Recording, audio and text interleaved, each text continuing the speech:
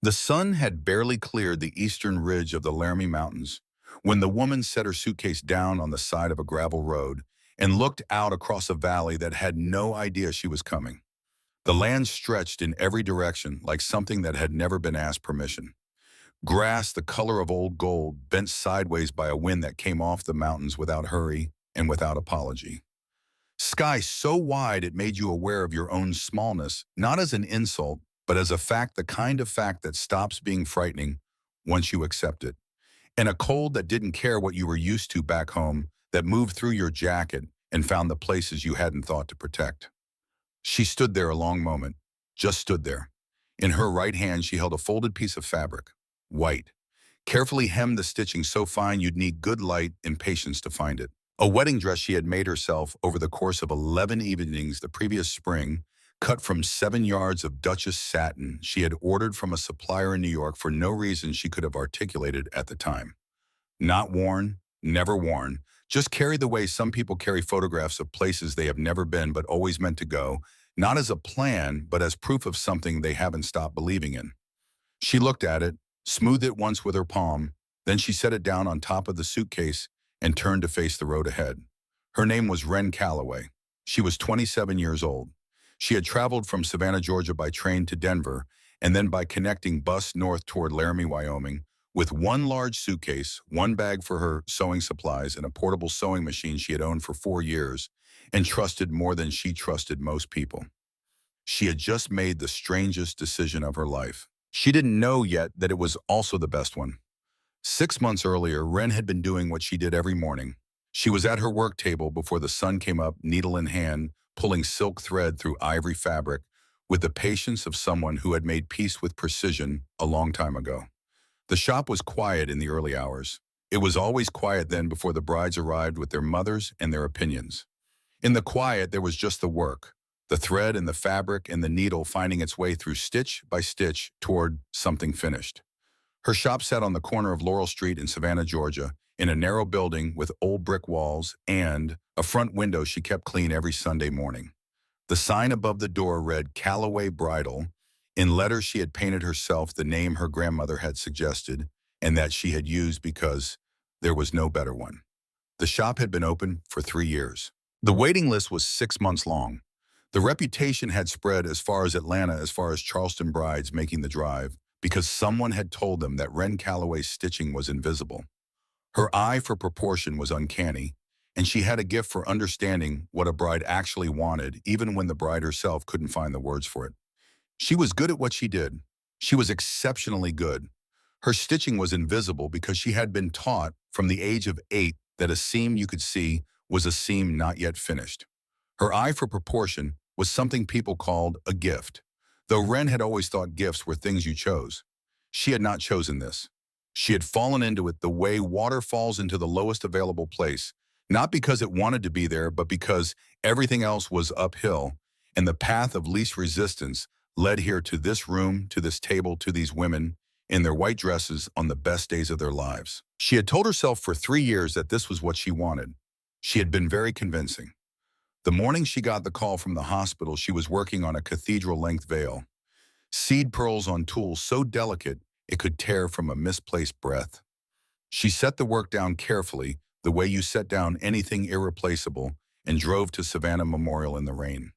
Her grandmother had been sick for 3 months, the kind of sick that moves slowly for a long time and then moves very fast at the end, as though it has been saving itself for the finish. Margaret Calloway had spent her last 3 months in a room on the 4th floor with a window that looked out over the parking structure, and she had never complained about it because she was not a woman who complained about things she could not change. Wren sat beside the bed and held a hand that had once guided her own smaller hands through the motion of a running stitch. Her grandmother's hands had been the most capable hands she had ever known, capable in a way that went beyond skill into something like authority, as though whatever those hands touched was immediately understood and manageable. She had taught Wren to sew the way certain things can only be taught, not from a book, not from a pattern, but from the feel of the material and the sound the needle made going through, and the knowledge passed hand to hand that every thread pulled too tight will eventually break, and every thread too loose will eventually slip, And the whole art was in holding the tension between those two extremes for as long as the work required. Margaret Calloway died on a Tuesday morning in October. She died the way she had lived most of her life quietly, without making demands on the people around her, and with something left unsaid. Except that this time she had written it down. The envelope was on the nightstand when Wren arrived, her name on the front in her grandmother's handwriting. Careful, slightly slanted. The letters of a woman who had learned penmanship in a schoolroom where it was still considered a mark of character. Wren took it home without opening it. She made coffee she didn't drink and sat at the kitchen table above the shop while the rain moved across the roof in waves and the street below was empty and the city felt like a place she was visiting rather than living in. She turned the envelope over twice. Then she opened it. The letter was one page single-sided, the handwriting steady at the top and looser toward the bottom, like the effort of reaching the end had cost something. The beginning had not yet spent. It said, "You sew the most beautiful dresses for other women's best days, and you go home alone every night to a life you have already outgrown. I watched you do this, and I said nothing because I thought you would find your own way out. I waited too long. The only advice I have left is this: go somewhere that scares you. Go before you can think yourself out of it. The careful life and the full life are not the same thing. I know because I lived the careful one. Don't."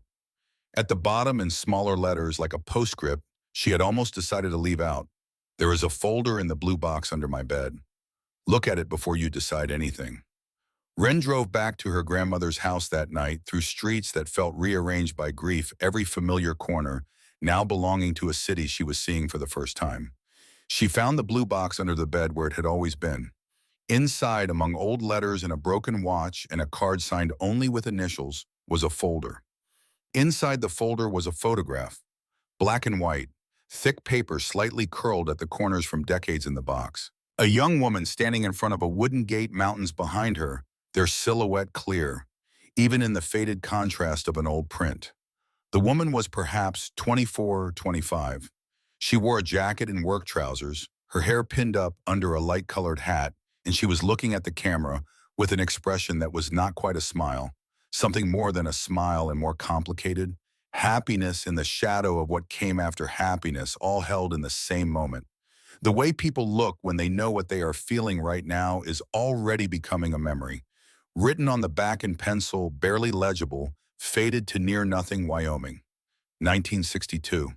The place I should have stayed. Wren sat on the edge of her grandmother's bed for a long time with the photograph in her hand. She did not know then what those words meant.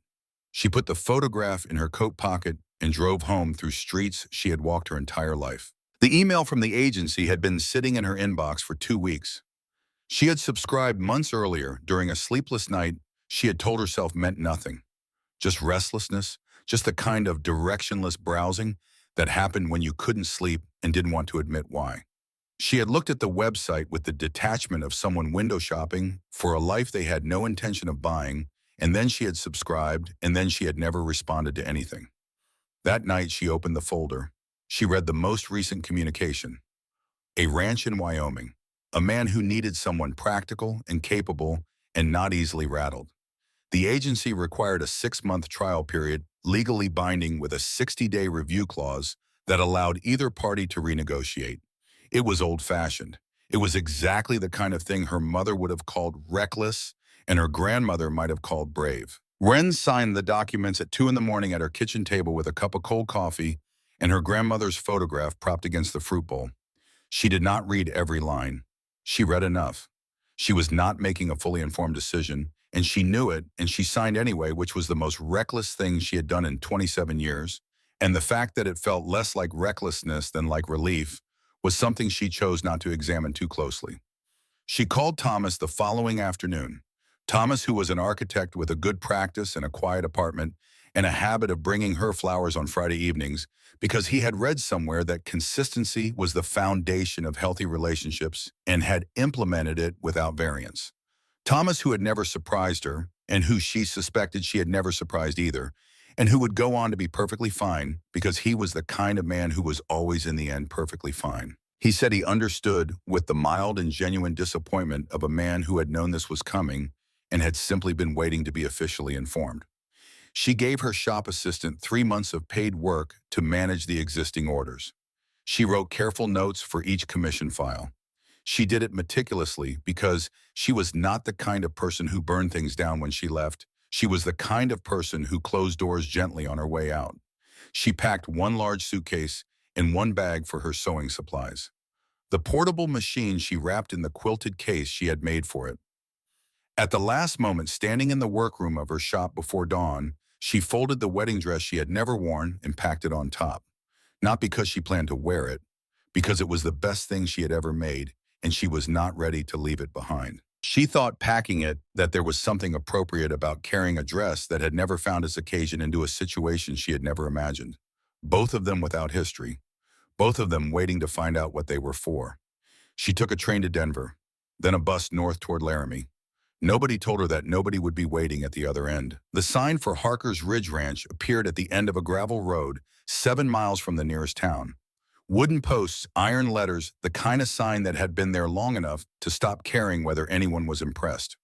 Wren had gotten off the bus at the highway junction and stood with her suitcase and her bag and her machine at the side of a road that went in both directions into a landscape that went on until it didn't. The driver had offered to radio ahead. Dumb. She told him she was fine. She was not certain that was true, but she said it anyway because she had not come all this way to ask for help at the first opportunity. She walked the 7 miles.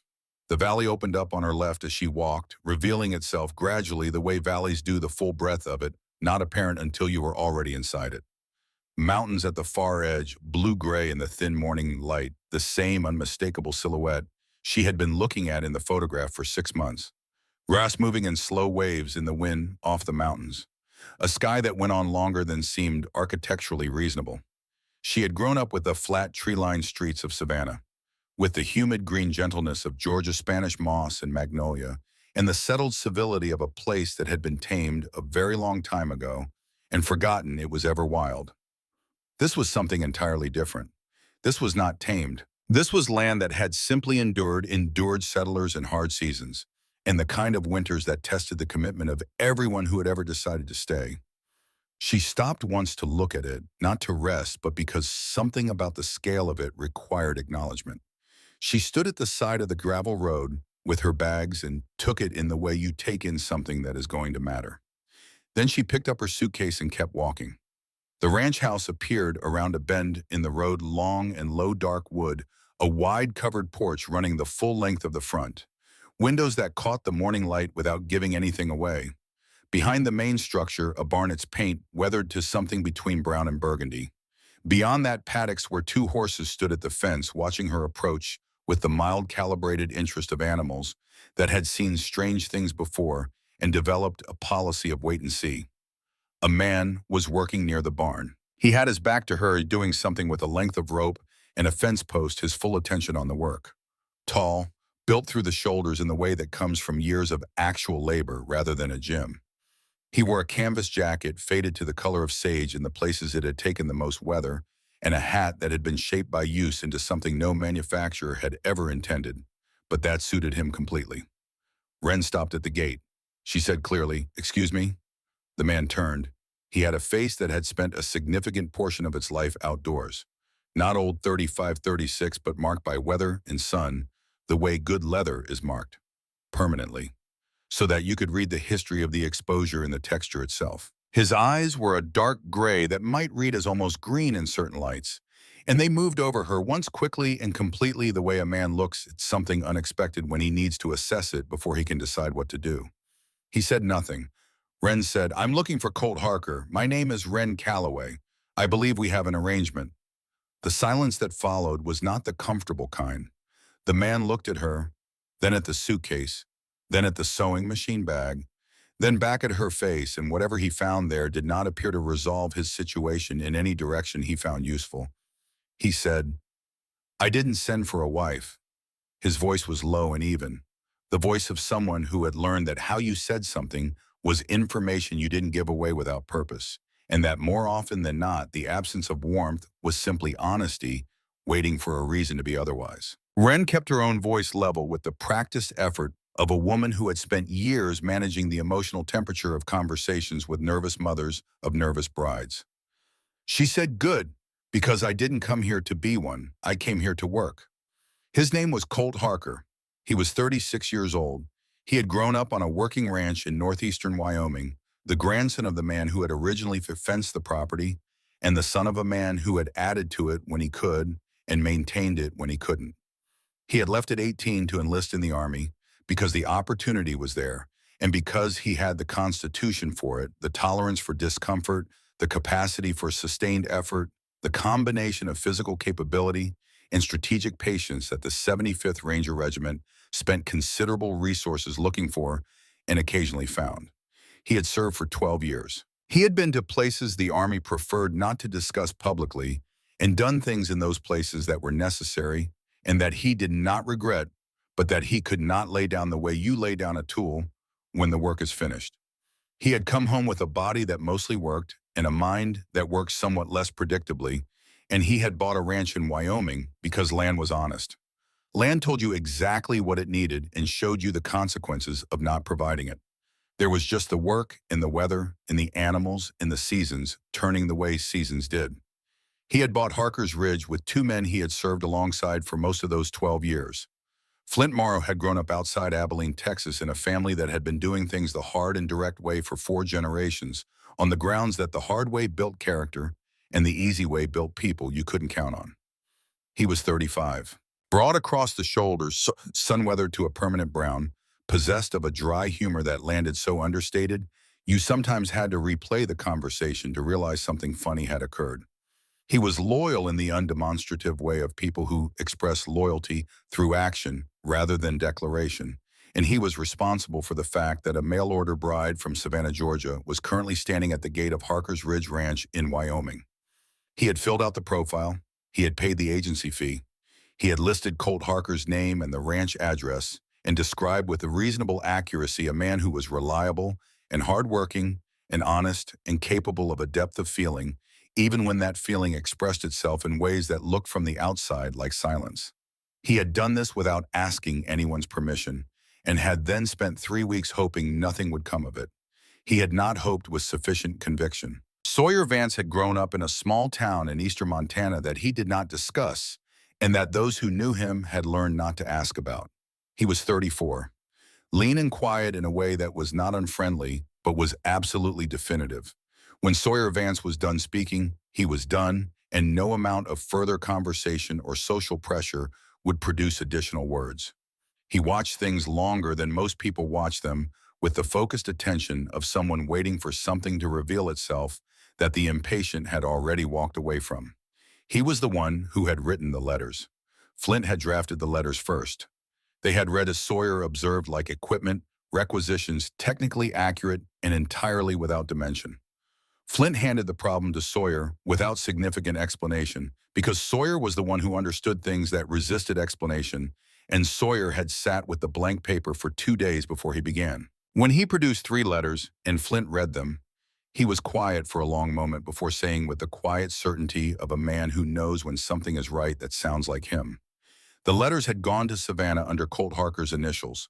The woman had written back once briefly saying she was willing to proceed. Then she had simply arrived. What happened in the first hour after Wren set her bags down was not comfortable.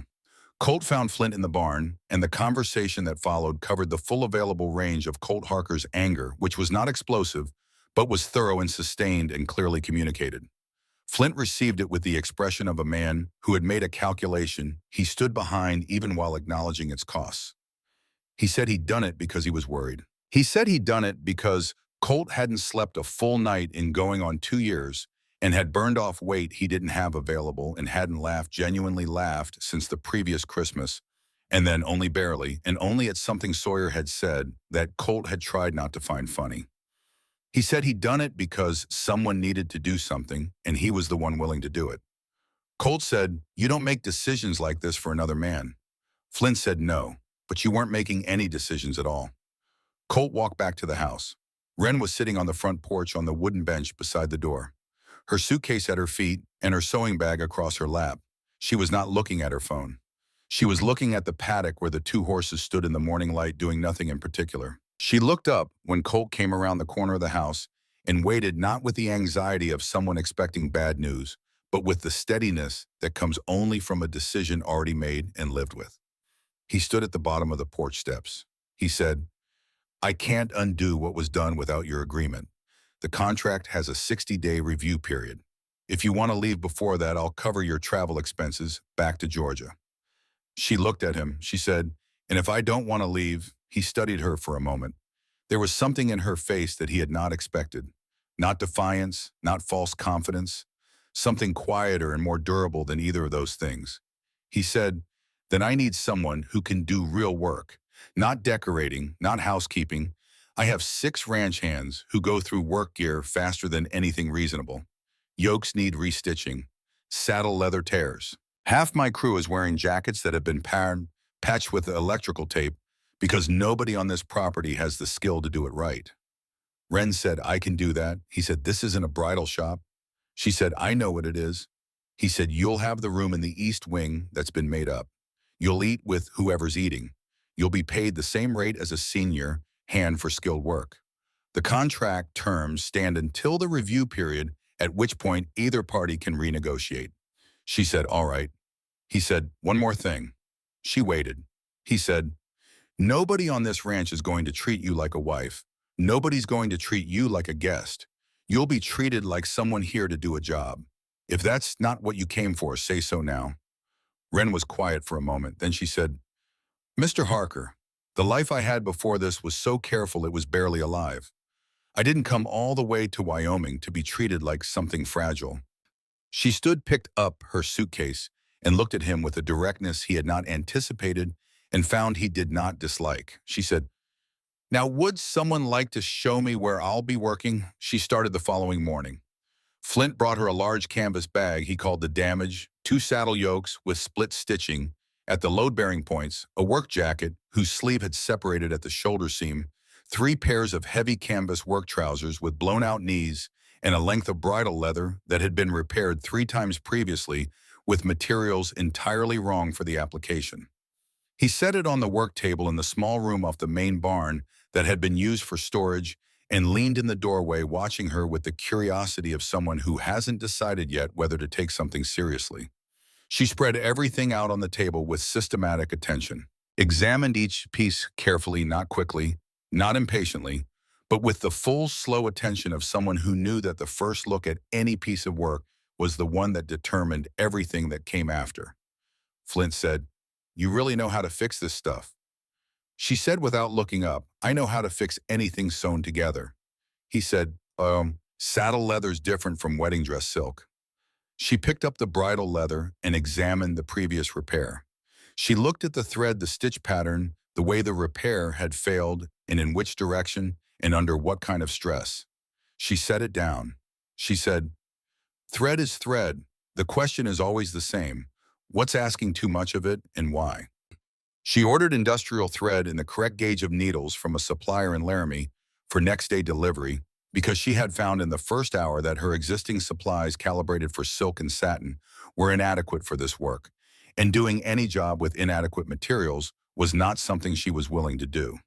In the meantime, she sorted and assessed and made notes in the small leather notebook she kept in her breast pocket, not a decorative notebook, a working one, the pages dense with measurements and observations. Sawyer came by at midday. He stood in the doorway for a moment watching her work. Then he crossed to the table without speaking and picked up the bridle leather she had been assessing, examining the seam with his fingers, feeling where the previous repair had held and where it hadn't. He put it down. He said nothing. He left. That afternoon, Wren found a cup of coffee on the edge of her work table. Hot. Made the way she had taken it twice in the previous 2 days, black, no sugar, without her having said anything to anyone about it. She looked at it for a moment. Then she drank it and kept working. By the end of the first week, she had repaired everything in the original bag and 3 additional items Flint had brought by with the air of someone testing a hypothesis and beginning to suspect his hypothesis was correct. The ranch hands who had watched her arrival with the wariness that people develop when their routines are disrupted by an unknown quantity began leaving items outside her workroom door. Not handed over directly, just left, set down quietly outside the door, the way you offer something to an unfamiliar animal that you have decided probably isn't dangerous and might in time be worth knowing. She repaired them all. Every piece she returned was better than it had arrived.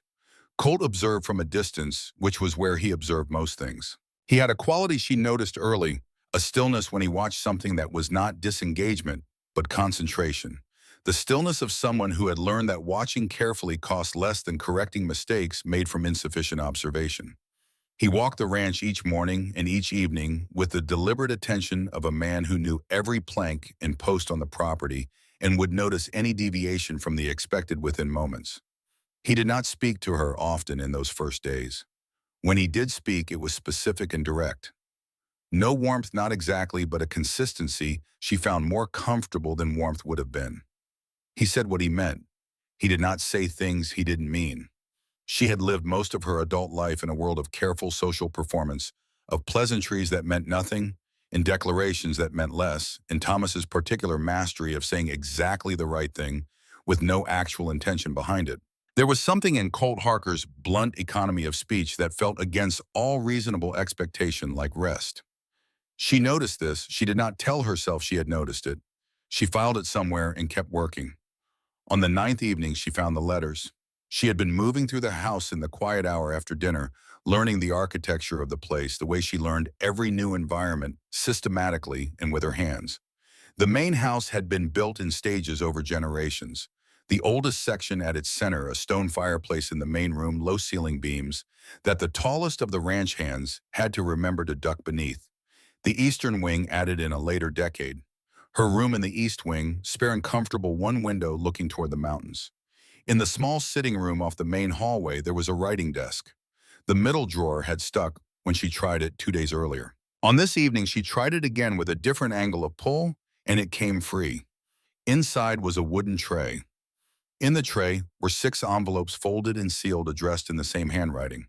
The address on the envelopes was a street in Savannah, Georgia. Her street. The return address was Harker's Ridge Ranch, Laramie, Wyoming. The initials in the upper corner were CH. She sat down. She opened the first one.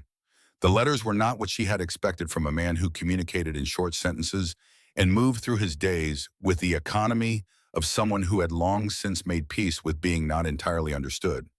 They were careful, specific, honest in a way that was almost uncomfortable to read, the way real honesty is sometimes uncomfortable when it has no performance in it, no self-consciousness, shaping the words toward what the writer hopes you will think of him. The man who had written these letters described Wyoming without trying to make it beautiful because he did not need to.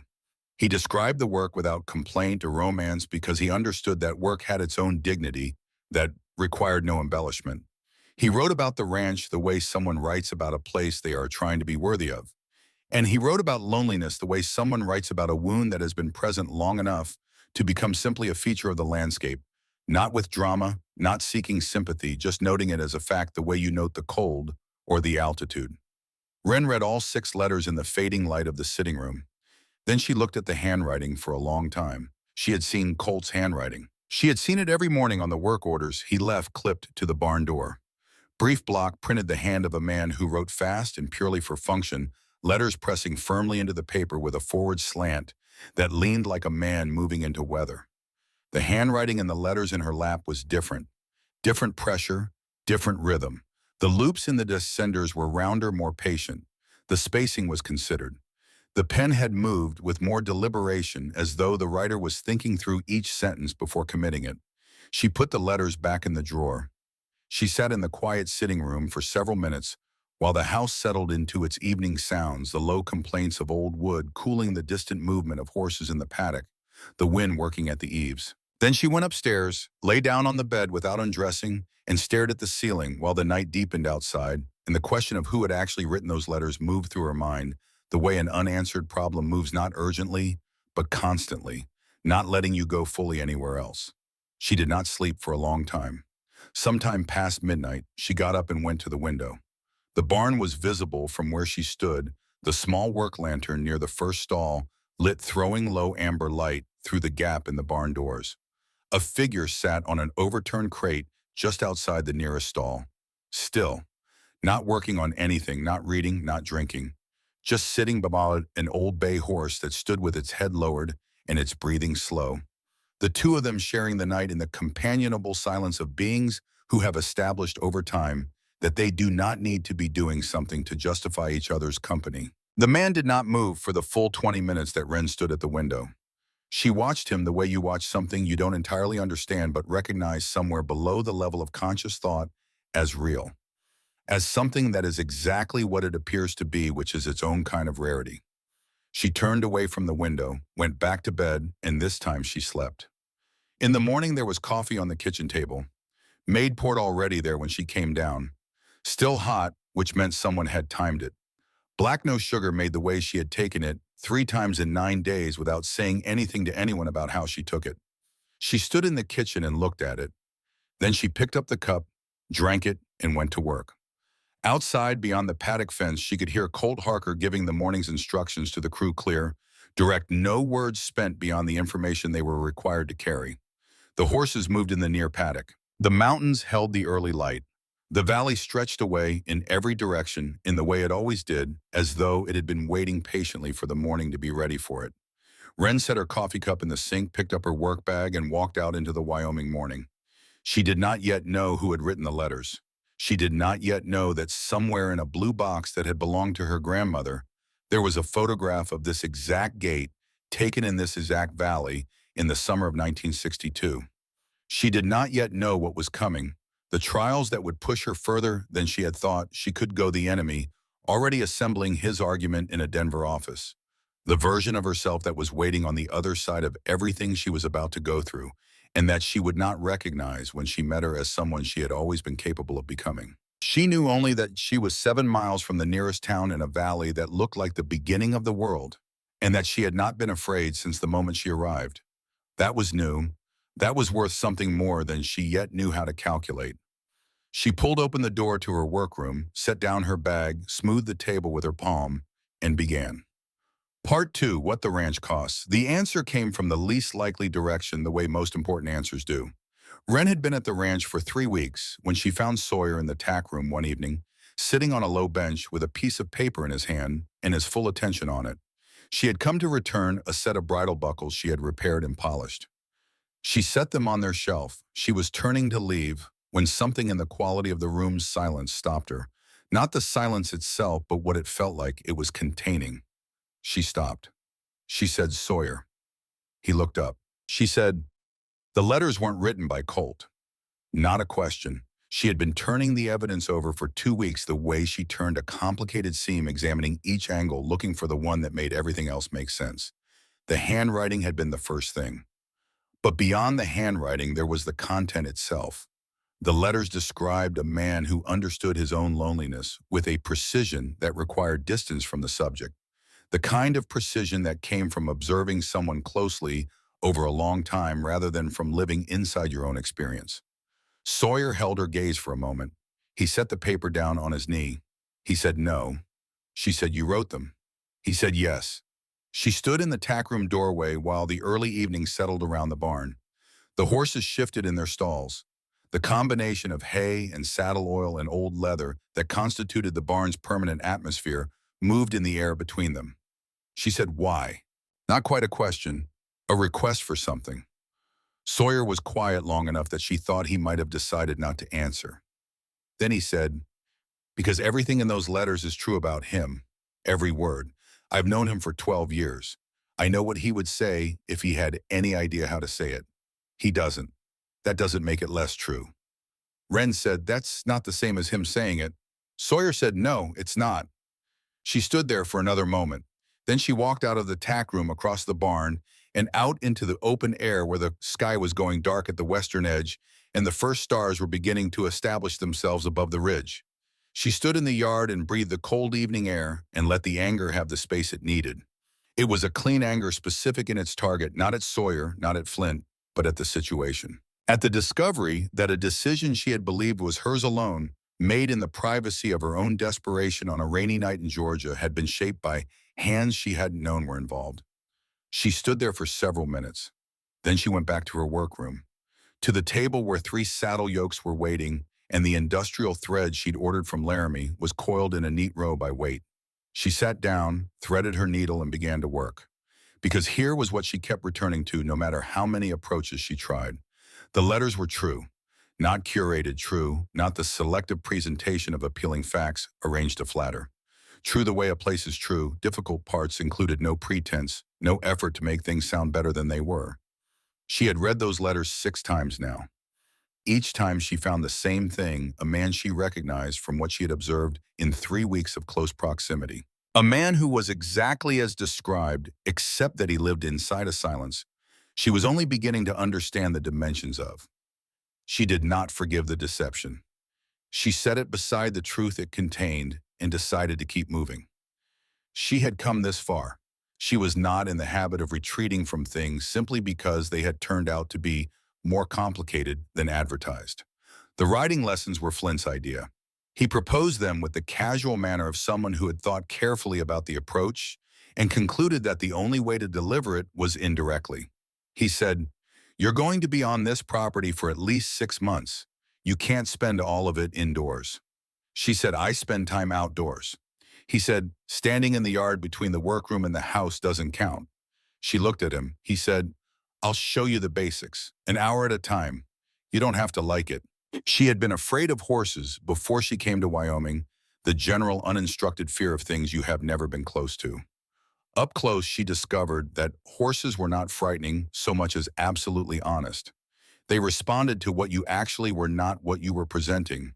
You could not perform around a horse. The horse would simply wait for the performance to end and respond to whatever was underneath. The first lesson lasted 40 minutes. She fell off once, a slow, sideways slide during a turn she had attempted without adequate preparation of her weight. Flint caught the mare's reins before the horse could react to the fallen rider. Wren stood up, checked her hands, her knees, her dignity.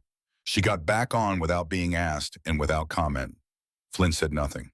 But something shifted in the way he looked at her, a visible recalibration, the look of someone revising a preliminary assessment upward. The second lesson she stayed on. The third, she managed a slow trot for 3 full circuits of the near paddock without grabbing the saddle horn. By the second week, she had understood something fundamental about riding that no one had told her, and that she had arrived at through the experience itself. It was not about control. It was about negotiation. The horse was not going to do what you demanded simply because you demanded it. The horse was going to assess minute by minute what you were made of and what quality of attention you were bringing, and decide accordingly whether to cooperate. The moment you stopped asking and started demanding, you lost whatever ground you had made. She thought about this at length during those cold morning rides, her breath visible in the air, the mountains permanent at the world's edge. Sawyer taught her to shoot on a Saturday at the back of the property, where a dry creek bed made a natural backstop. He handed her a bolt-action rifle without ceremony, the way he handled all tools. "Here is the thing, here is its function, no drama in either direction." He showed her stance, weight distributed rather than locked. He showed her breathing, how to use it as a metronome, releasing the shot at the natural bottom of the exhale. He explained the relationship between the eye behind the scope and the point of impact, which was not intuitive and required building a new kind of spatial understanding. He explained that the most common error among new shooters was anticipating the recoil, flinching away from the thing before it arrived, ensuring that at the moment of firing, you were already in the wrong position. She thought, pressing her cheek against the cold stock, that this was advice that applied to a broader range of situations than the one she was currently in. The first shot went wide. The second clipped the edge of the target. By the 7th, she was landing within a hand's width of center. By the 12th, she had the pattern she was looking for, consistent, repeatable, the result of a process she was beginning to understand rather than simply execute. Sawyer watched without expression. When she lowered the rifle after the 12th shot, he said, "You stop thinking after about the 6th one. That's when you start actually doing them." She said, "What is the difference?" He said, "Thinking is preparation. Doing is the thing itself. Most people never stop preparing."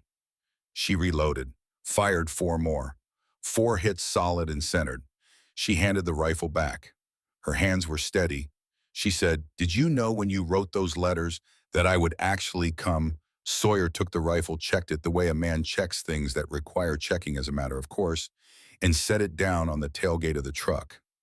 He said, "I thought you might. The way you wrote back, even one letter, one short letter, there was something in it. Most people who contact those agencies are looking for safety, dressed as adventure. You were looking for something else." She said, "What was I looking for?" He looked at the target in the distance for a moment. He said, "That's the question, isn't it?" Colt found her in her workroom on a Wednesday evening 7 weeks into her time at the ranch, working by lamplight on a set of leather work gloves that one of the hands had split at the palm seam under load. He came in without knocking, the door being open, and stood in the doorway for a moment watching her work. She had become aware of him in a way she had become aware of many things on the ranch, not through looking, but through some register that the past weeks had been quietly recalibrating, a kind of peripheral attention that had adjusted itself to this specific environment and the specific people in it. She said without looking up from the gloves, "The Rutherford gloves will be done by morning." He said, "That's not what I came about." She set the work down.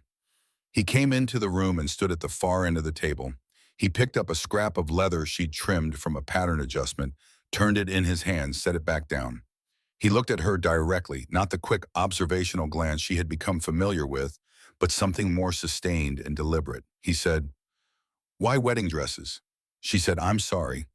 He said, "You don't enjoy it. I've watched your face when you talk about the work you did before. So why?" It was more words than he had directed at her in a single conversation since her arrival. She held his gaze and considered her answer the way she considered all her work.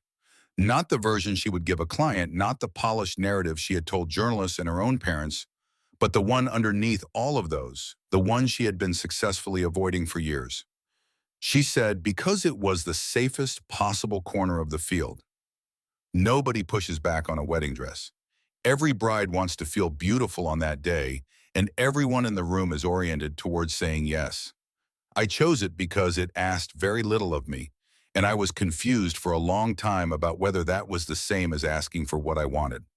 He said, "But it wasn't." She said, "No, it wasn't." He said, "What do you actually want to make?" She looked at him for a moment.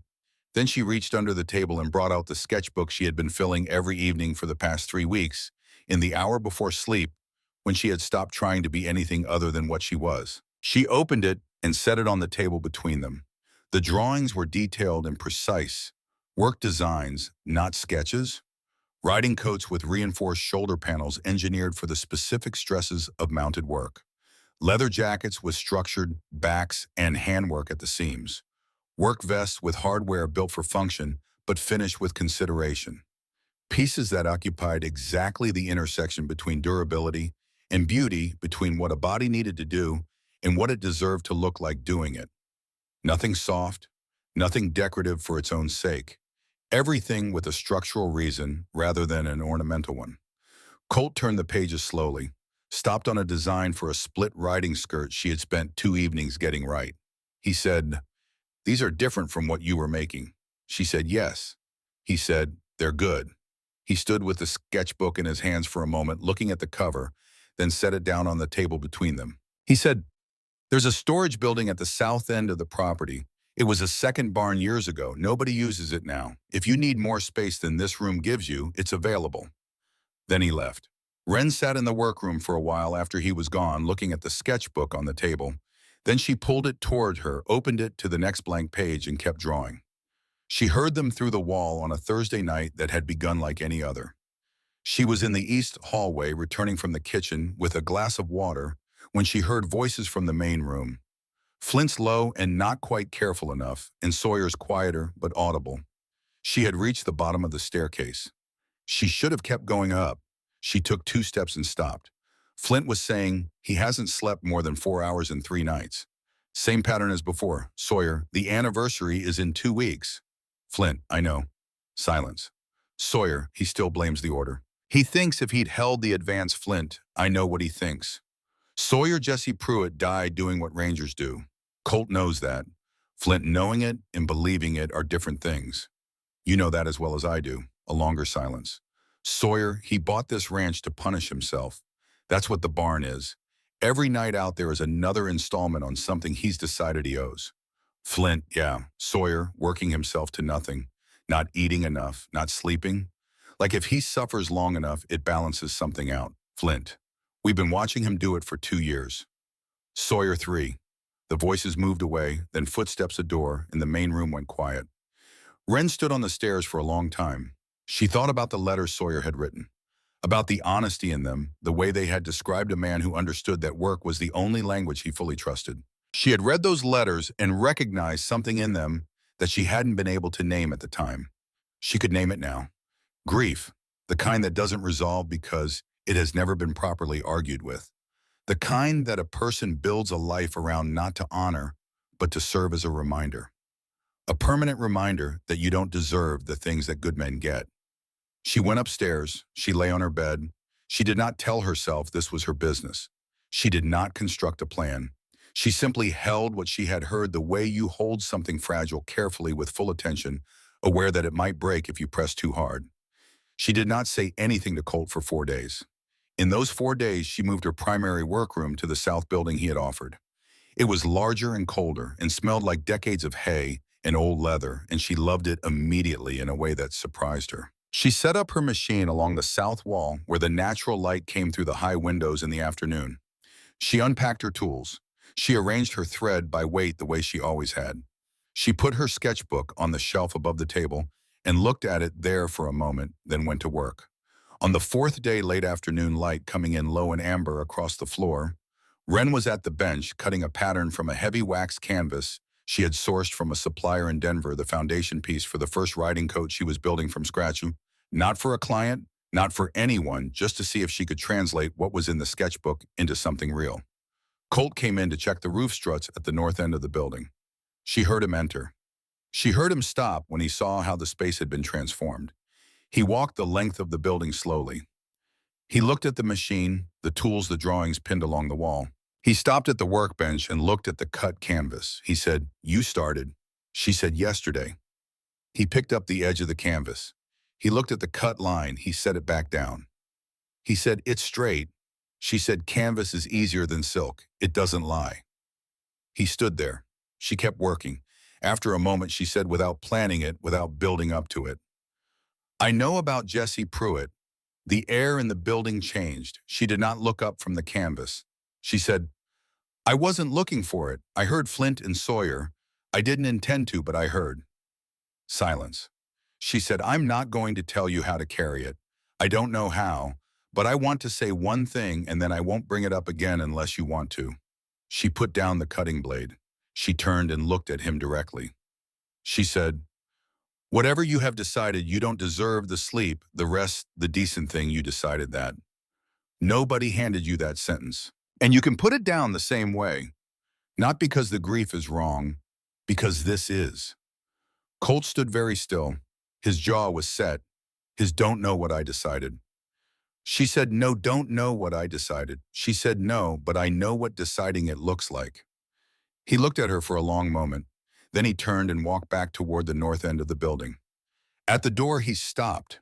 His back was to her. He stood there for a moment that stretched out longer than expected. He said, "The old saddle blankets in the storage chest need re-edging. When you have time." Then he walked out. Wren stood in the amber light of the south building and let out a slow breath. She picked up the cutting blade. She went back to work. Thomas called on a Friday evening in her 8th week. His name appeared on her phone screen while she was heating water for tea in the ranch kitchen. She stood and looked at it for a moment. Then she answered. He said her name the way he always had, warmly, carefully, with the tone of a man who had considered his opening and chosen it with care. He said he had been thinking about her, about them. He said he understood now that he had not been present in the ways she needed, that he was prepared to make real changes. He said this with the sincerity of a person who believed what they were saying in the moment they were saying it. She listened to all of it.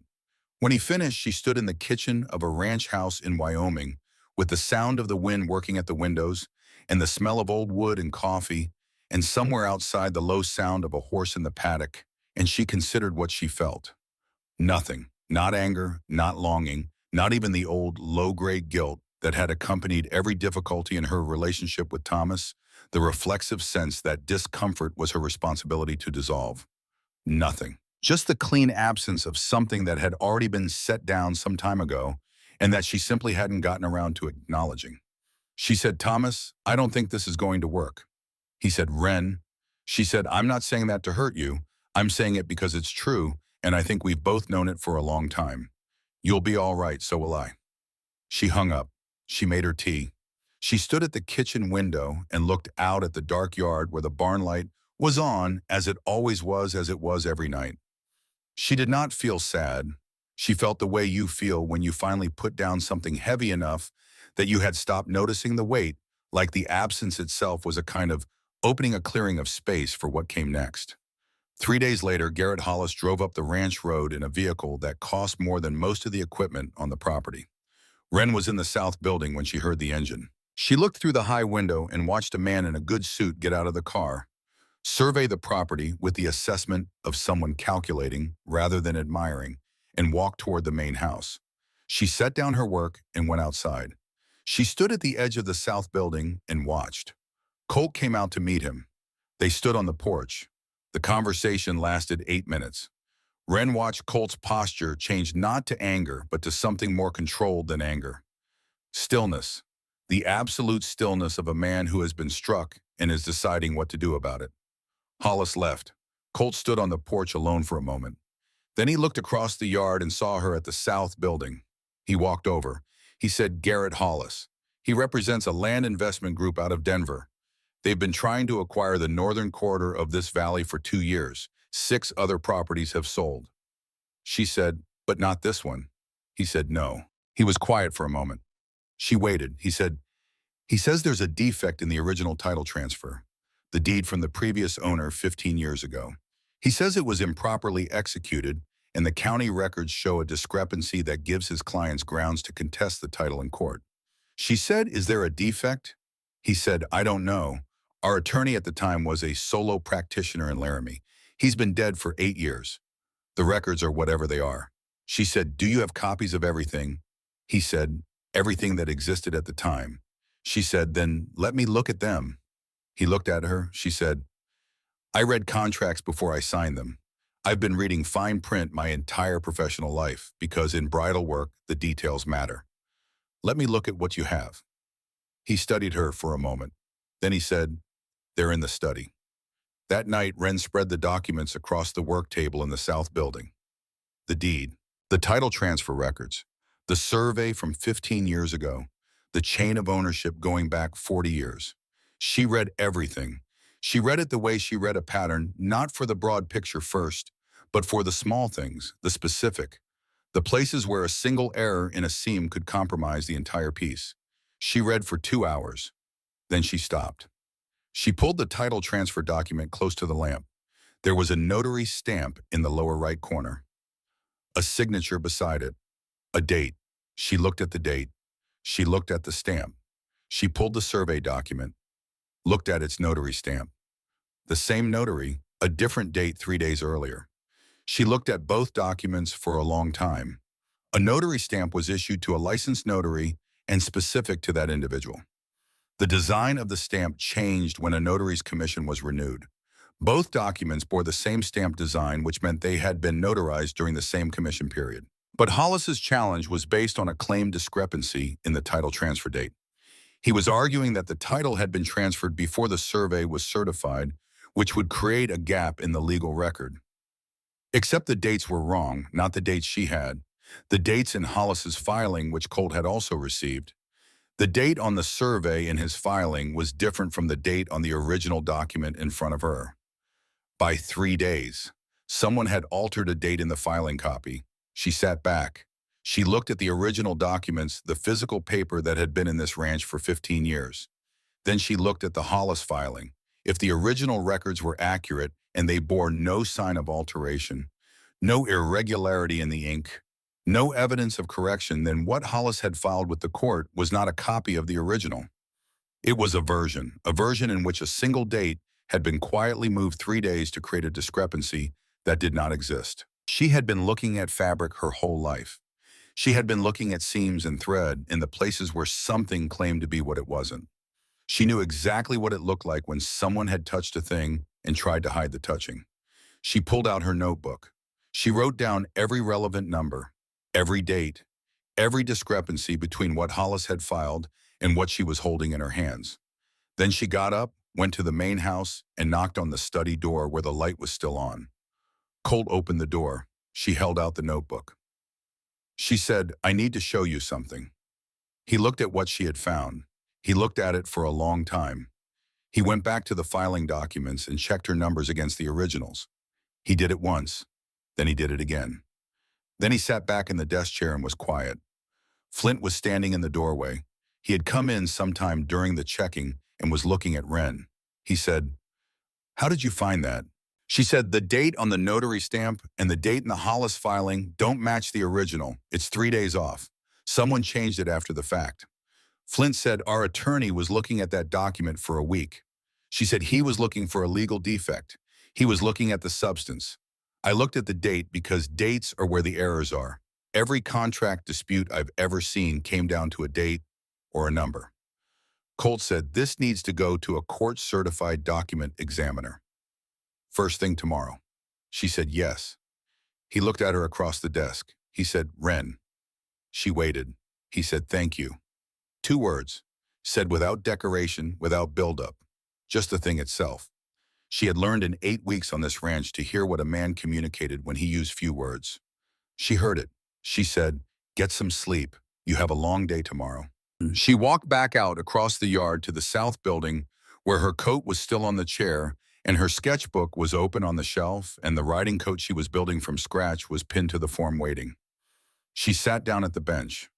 Outside, the Wyoming night pressed down enormous and cold and full of stars, and inside the south building, in the circle of lamplight, Wren Calloway picked up her needle and kept working.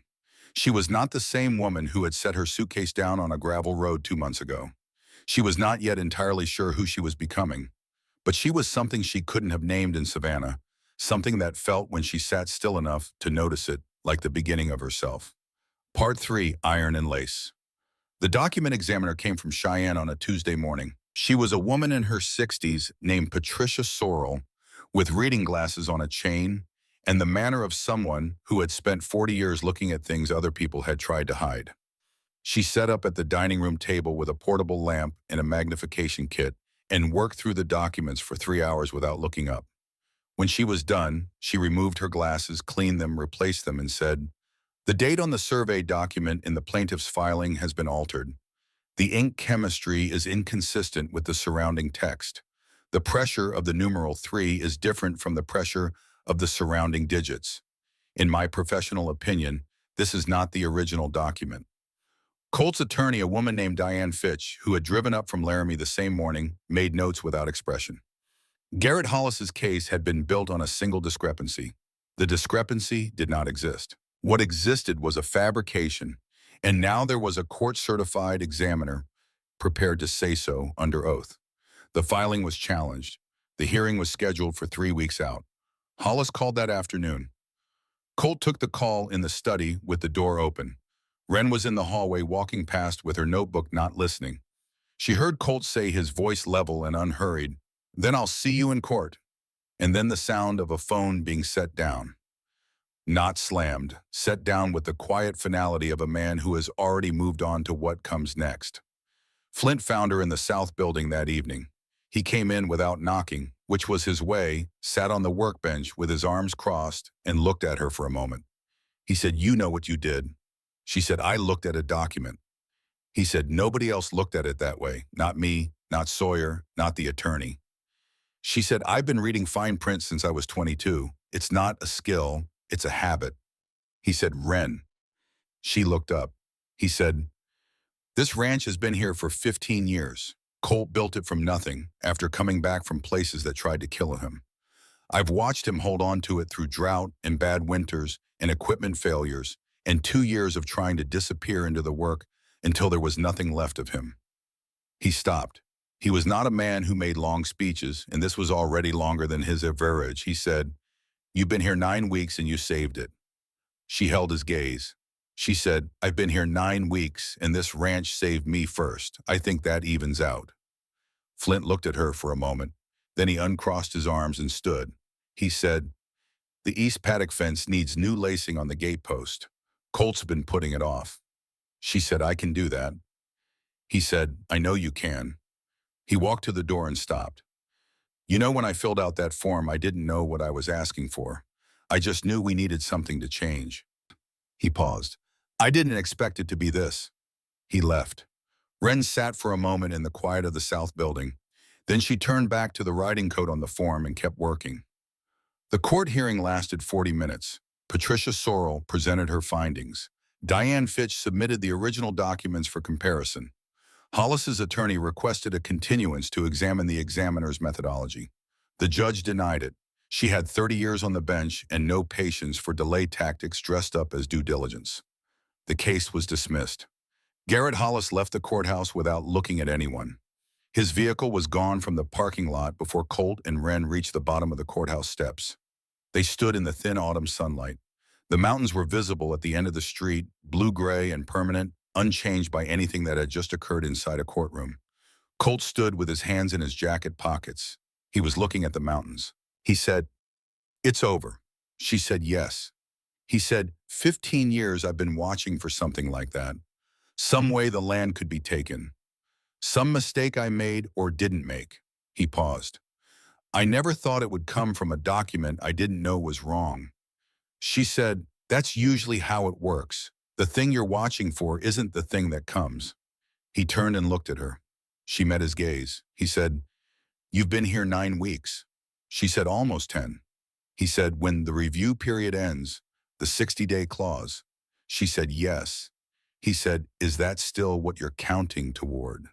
She looked at him for a long moment, at the face that had been outside for years, at the eyes that moved over things slowly and saw them fully, at the man who woke at 2 in the morning to sit with an old horse in a barn because he needed company that wouldn't ask him to explain himself.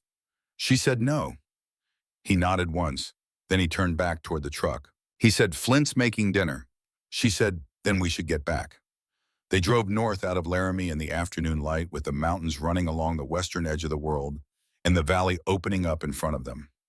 Colt drove without waste, without commentary, with full attention. Wren watched the land pass and thought about nothing in particular, which was new for her, which was something she had not been able to do for most of her adult life. Just watching. Just being in a moving vehicle in Wyoming in the fall, with the cottonwood trees gone gold along the creek beds and the sky a shade of blue that only existed up here at this altitude in this season. She thought, "I am not afraid." She thought, "I have not been afraid in a long time." She didn't say it out loud. She didn't need to. She just held it for a while the way you hold something that has finally become yours. The package arrived from Savannah on a Thursday. It came by regular post forwarded 3 times to the shop on Laurel Street, then to her apartment above it, then finally to the ranch address she had filed with the agency as her forwarding location. The brown paper wrapping was worn at the corners from handling. The return address was the hospital in Savannah where her grandmother had spent her last 3 weeks. Inside was a note from the hospital's patient services office explaining that personal effects held for the family had been collected and forwarded to the listed next of kin. Inside the outer wrapping was a small wooden box, the kind that had been used for decades to hold index cards or receipts. The wood was old and dark with a brass latch that had been closed and opened so many times the mechanism had gone smooth. Wren sat with it at the work table in the south building in the late afternoon light. She opened it. There were 3 things inside: a folded piece of paper, a thimble silver small worn down on the crown from use, and a photograph. The photograph was black and white, thick paper, slightly glossy, in the way photographs were made before everything went digital. Real silver in the emulsion, real light captured in a real moment. A young woman stood in front of a wooden gate, perhaps 25, wearing a jacket and work trousers, her hair pinned up under a light-colored hat. She was looking at the camera with an expression that was not quite a smile, something more than a smile, and more complicated. Happiness and the shadow of what came after happiness held in the same moment. The way people look when they know that what they are feeling right now is already becoming a memory. Behind her, past the gate, was a valley. Mountains at the far edge, blue-gray, the distinctive silhouette of a range that Wren had been looking at every day for 10 weeks. She turned the photograph over. The handwriting was her grandmother's. Careful, slightly slanted. Wyoming, 1962. The place I should have stayed. M.C. Wren set the photograph down on the table. She sat very still. The thimble was her grandmother's working thimble, the one she had always worn on her right middle finger, the one she had pressed into Wren's hand during those early lessons, saying the thimble is not protection from the needle. It is how you push through the tough material without losing yourself in the effort. Wren picked up the folded paper. It was a letter, written in her grandmother's hand, shakier than the photograph inscription, the writing of the last weeks. It said, "I don't know if you went. I hope you went. I sent you the address of the agency in my own way. I put it in your path and hoped you were stubborn enough to follow it. You have always been stubborn when it counted, even when you didn't know it yourself. The place in the photograph is real. I was there in the summer of 1962 when I was 24 years old. I had gone west to visit a college friend in Wyoming. The ranch was owned by a family named Harker. The man who ran it was named Thomas Harker, and he was 50 years old and I was 24, and it was not that kind of story. But it was the only place I had ever stood and felt that I was in the right place, that the land and the person were matched. I went home because I was afraid. Afraid of the winters, afraid of the distance, afraid of being so far from everything I knew. I told myself I would go back. I did not go back. I met your grandfather, who was gentle and kind and never once frightened me, and I loved him, and I do not regret him. But I have thought about that valley my entire life. I am not telling you this to make you sad. I am telling you this so that you know the place I sent you is real. The fear you feel when you are in the right place is real too. Do not let the fear be the reason you leave. I love you. Take the thimble. It has more work left in it. Grandma M. Wren read the letter once. Then she put it down flat on the table. She looked at the photograph. She looked out the high window of the south building at the valley, at the mountains at the far edge. Blue-gray in the late afternoon, unchanged from 60 years ago, unchanged from 60 years before that. The same silhouette her grandmother had stood in front of in 1962, with an expression that knew the moment was almost over. Wren pressed her palm flat against the work table. The wood was solid. The bench had been here for years. The building had been here for years. The land had been here for 1,000 years before anyone put a fence on it or called it anything. She was still sitting there when she heard boots on the gravel outside. The door opened. Colt came in the way he usually came in, without announcement, checking the building, the way he checked everything, eyes moving to the roof joists first, then down. He stopped when he saw her face. He said, "What happened?" She looked up at him. She said, "Come and look at this." He crossed the room and stood beside the table. She handed him the photograph. He looked at it. His eyes moved to the background, to the gate, to the mountains behind it. He said, "That's this valley." She said, "Yes." He said, "The gate in this photograph. That's the east gate. We replaced the posts 8 years ago, but the ironwork is the same." He turned the photograph over, read the inscription, set it down. He said, "MC." She said, "Margaret Calloway, my grandmother." He looked at the photograph again, then at Wren. Something moved across his face, not surprise exactly, but the expression of a man who has just had a long and confusing equation resolve into something clean. He said, "She was here." She said, "In 1962, she went home because she was afraid of staying. She spent the rest of her life thinking about it." She paused. "She sent me here on purpose. The agency, the address, all of it." Colt was quiet for a moment. He said, "Are you all right?"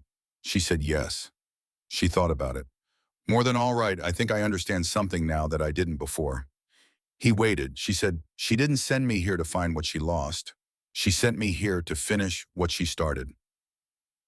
Those aren't the same thing. He stood beside the work table in the amber afternoon light, holding the photograph of a young woman who had stood in this valley 60 years ago and been too afraid to stay. And he said nothing for a long moment. Then he set the photograph down carefully, as though it deserved that care. He said, "Your grandmother had good taste in land." Wren laughed. It came out sudden and real, the kind of laugh that surprises the person doing it. She put her hand over her mouth for a moment. Colt looked at her with an expression she hadn't seen on him before, not quite smiling, but something adjacent to it. Something that had been unused for a while and was working out whether it still fit. She picked up the thimble, put it on her right middle finger. She said, it has more work left in it." Colt said, "What are you going to make next?" She turned to the form where the riding coat was pinned, almost finished, the waxed canvas, shaped and seamed, and waiting for its final hours. She said something that was never going to exist in Savannah. She finished the riding coat on a Saturday morning. She had been working on it for 3 weeks in the hours around her regular repair work, building it the way she built everything, not quickly, but completely. Each seam was structural. Each panel had been cut to account for movement, for the way a body shifted in the saddle, for the relationship between the shoulders and the reins and the forward lean of a rider in full motion. The hardware was black iron, functional, no excess. The stitching at the stress points was doubled crosshatch, the kind of reinforcement that made the seam stronger than the material around it. She took it off the form and held it up in the morning light. It looked like something that belonged here. That was the only way she could think to describe it. Not precious, not decorative.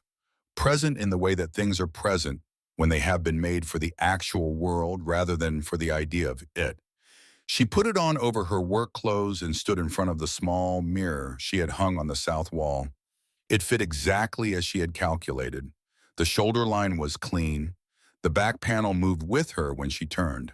The weight was right, not heavy, not negligible, substantial in the way that useful things are substantial. She wore it out across the yard to the main barn. Flint was there checking the mare's near foreleg. He looked up when she came in.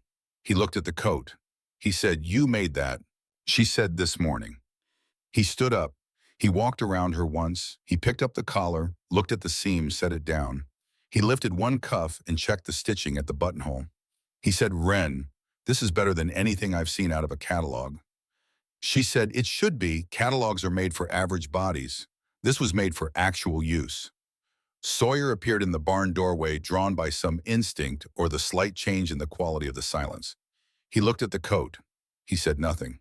He crossed the barn and touched the back panel at the shoulder seam with 2 fingers, feeling the structure of it the way you test the tension of a bowstring.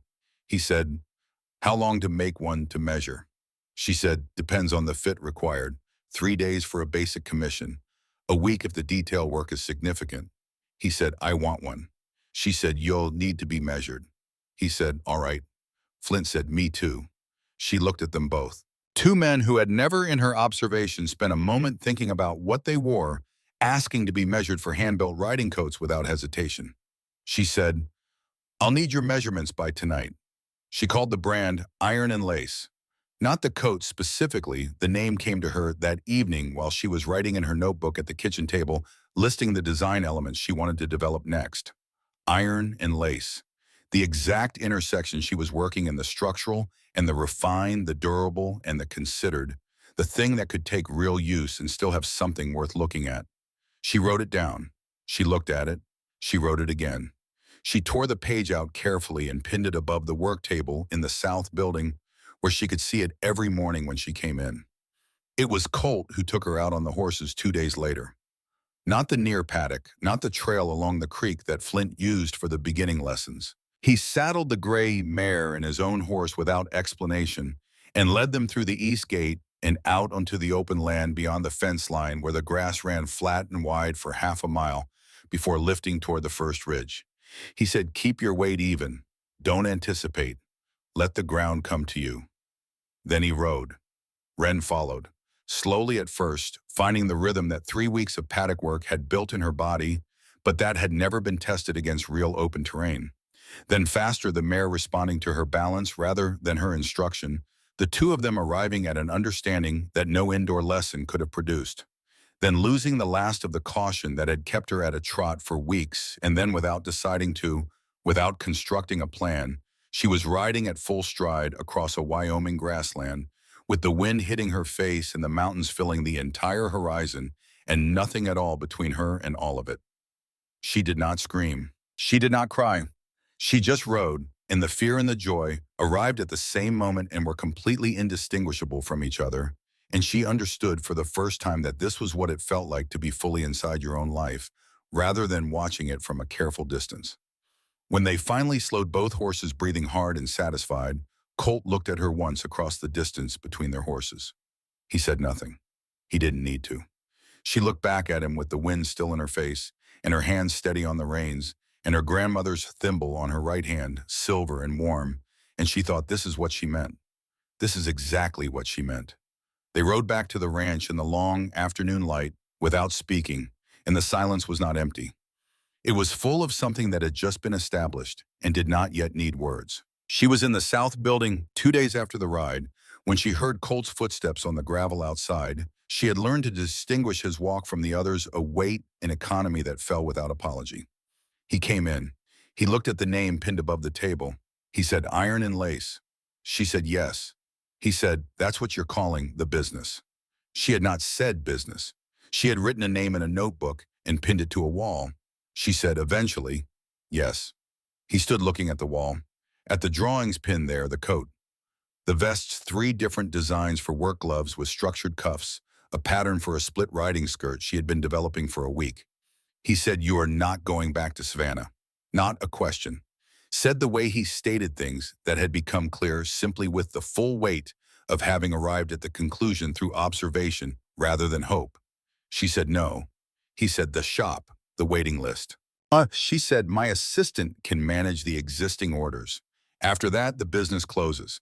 I've been thinking about how to do it cleanly for 6 weeks." He turned from the wall and looked at her. He said, "6 weeks." She said, "I knew before I knew." "Does that make sense?" He said, "Yes."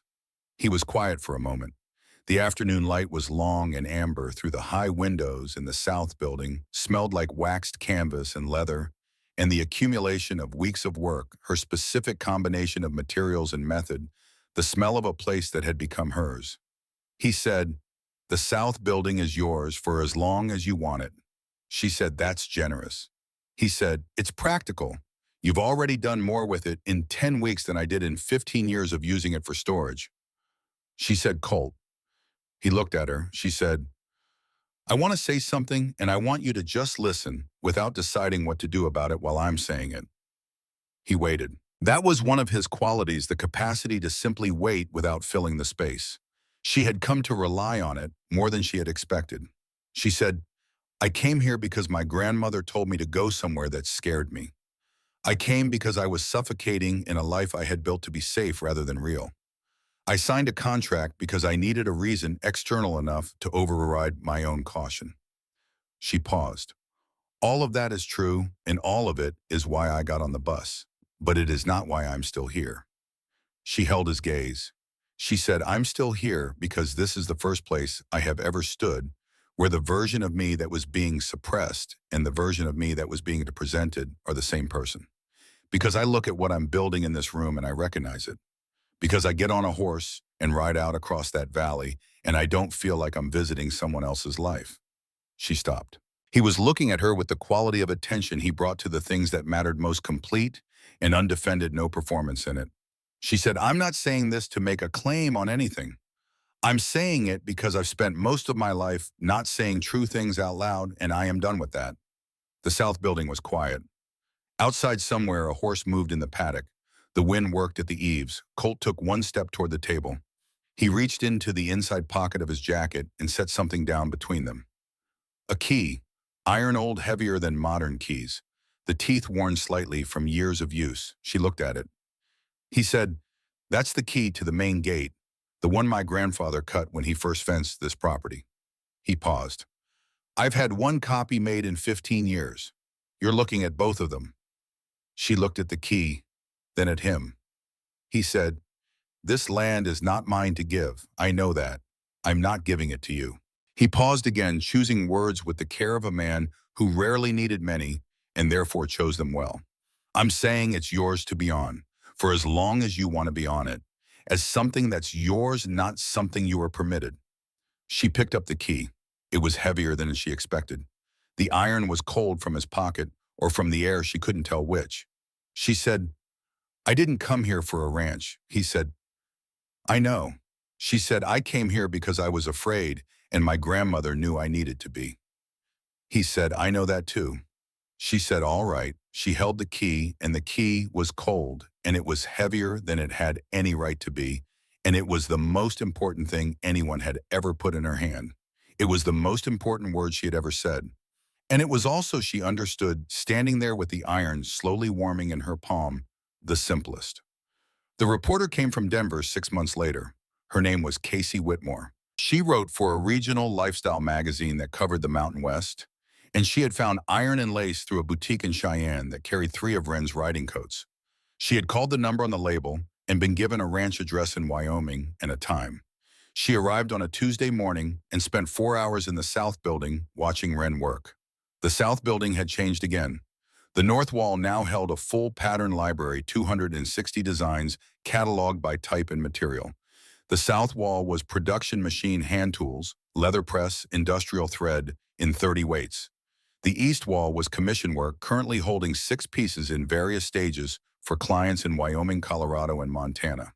The West Wall was Wren's own development work, experimental pieces, test runs, the ongoing conversation she was having with material and structure about what was possible. Flint and Sawyer worked in the main barn in the paddocks beyond. The ranch ran as it always had, cattle and horses, in the daily work of maintenance and season. Iron and Lace occupied the south end of the property, the way a good tenant occupies a space thoroughly, carefully, without excess. Casey walked through the South Building with her notebook. She looked at everything. She asked questions about process and material and pricing and lead times. Wren answered all of them. At the end, Casey said, "I want to ask you something personal. You can tell me it's not for the article." Wren said, "Go ahead." Casey said, "You built a successful bridal business in Savannah. Waiting list, good reputation, all of it. And you walked away from it to make riding gear on a ranch in Wyoming. Most people would call that a strange choice." Wren was standing at the work table, her hands flat on the surface. She looked at the reporter. She said, "I spent most of my life being very careful.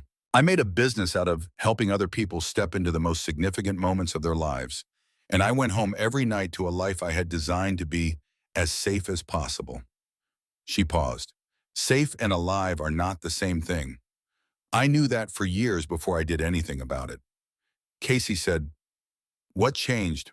Wren thought about a letter on a kitchen table in the middle of the night, a blue box under a hospital bed, a photograph of a young woman standing in front of a gate with mountains behind her, knowing the moment was already ending. She thought about a gravel road at 7 in the morning and a man who said, "I didn't send for a wife." She thought about riding at full stride across an open valley with the wind in her face and the fear and the going, arriving at the same moment, indistinguishable from each other, and understanding that this was what it meant to finally be somewhere real. She said, "Someone showed me what I was doing and refused to pretend it was enough." Where Casey wrote something in her notebook. She said, "The business, Iron and Lace. What does the name mean to you?" Wren looked at the riding coat on the form by the east window. Not the first one she had built, but the current generation refined through 16 iterations, each one better than the last. The iron hardware. The lace of the stitching at the cuffs barely visible, requiring close attention to find. She said, "It means that the things built to last don't have to be without beauty, and the things built to be beautiful don't have to be fragile." She paused. "Those two ideas were kept separate my entire working life. I'm not interested in keeping them separate anymore." Casey looked up from her notebook. She said, "Last question, this ranch, this place, how did you end up here specifically?" Wren was quiet for a moment. Through the high window, she could see the yard, Flint crossing toward the barn, with a length of rope moving the way he always moved, as if the ground were solid and he intended to keep it that way. Sawyer, sitting on the paddock fence reading his book, held at the angle that meant he was also watching the horses without appearing to watch them. And Colt at the far end of the yard doing something with the east gate post, checking the ironwork, or the hinge, or the lacing she had replaced 3 months ago, just confirming that what should hold was still holding. He paused in his work and looked across the yard toward the South Building, the way he sometimes did in the afternoon, confirming without making it obvious that he was confirming. She looked at him for a moment across the distance. He went back to the gate. She turned back to Casey.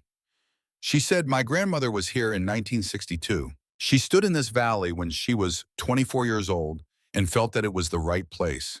She was afraid and she went home. She spent 60 years thinking about it." Wren looked at the thimble on her right-hand silver and warned more work left in it than it would ever exhaust.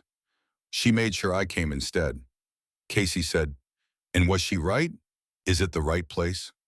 Wren looked at her workroom, at the patterns on the wall and the leather on the table and the code on the form and the name written in her own hand above the door. She said, "I came here as a mail-order bride. I had no idea I was coming home." That evening, after Casey Whitmore had driven back down the ranch road toward Laramie, Wren walked out to the east paddock at the hour when the light went low and amber, and the mountains held the last of the day with no particular hurry to let it go.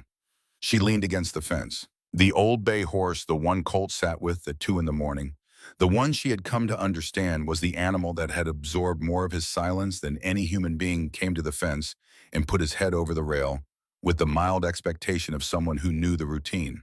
She gave him a piece of carrot from her jacket pocket.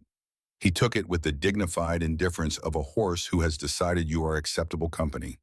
She heard footsteps behind her, not hurried, the weight and pace of someone who had spent most of his life outdoors and moved through it like he had every right to be there, which he did. Colt came and stood beside her at the fence. They stood there for a while. The old horse accepted a second piece of carrot and then drifted back toward the center of the paddock where the grass was better. The light went lower. The mountains went blue. Wren said, "The reporter asked how I ended up here."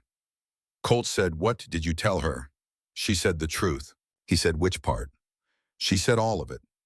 He was quiet. The valley went still in a way that was not empty but full, the fullness of land that had been here long before anyone needed it to be anything and would be here long after. She said, "Colt." He said, "Yeah."